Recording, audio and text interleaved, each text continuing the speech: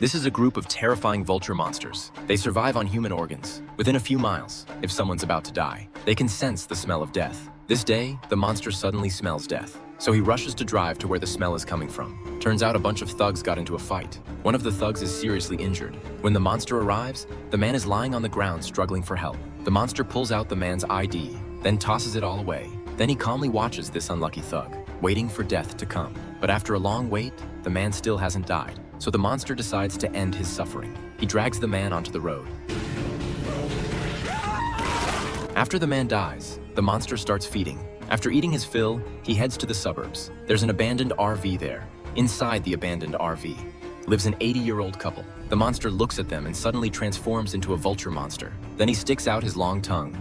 Unexpectedly, the two old people also suddenly transform into vulture monsters. Turns out they're the monster's parents. The monster came to feed them. Meanwhile, investigators who received the call quickly arrive at the scene. Even though they're experienced, what they see still shocks them, because the thug has now become just a human skin. His bones and organs have disappeared. Even fingerprints can't be identified. That night, a drunk man is trying to get home. He starts his car and drives on the road. But because he's drunk, his vehicle spins out of control and crashes. The lesson here is don't drink and drive, and always wear your seatbelt. At the same time, 2 miles away, the monster smells death again. Dinner time has arrived. He follows the scent and finds the man. Then he destroys all the man's identification.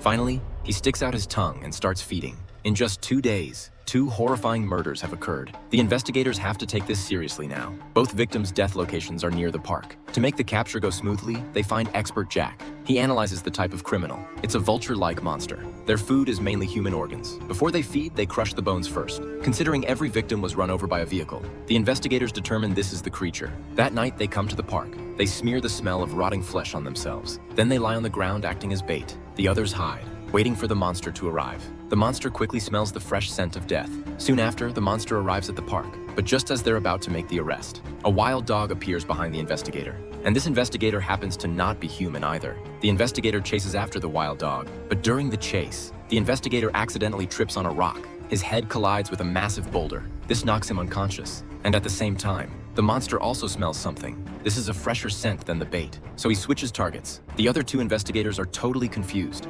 They have no idea what's happening, until they discover their missing colleague. That's when they realize something's wrong. Meanwhile, the monster finds the unconscious investigator and drags him onto the road. He's about to run him over with the car. Luckily, at the critical moment, the other 2 investigators arrive just in time and stop the monster. The monster quickly jumps out of the vehicle. He reveals his true form, ready to fight.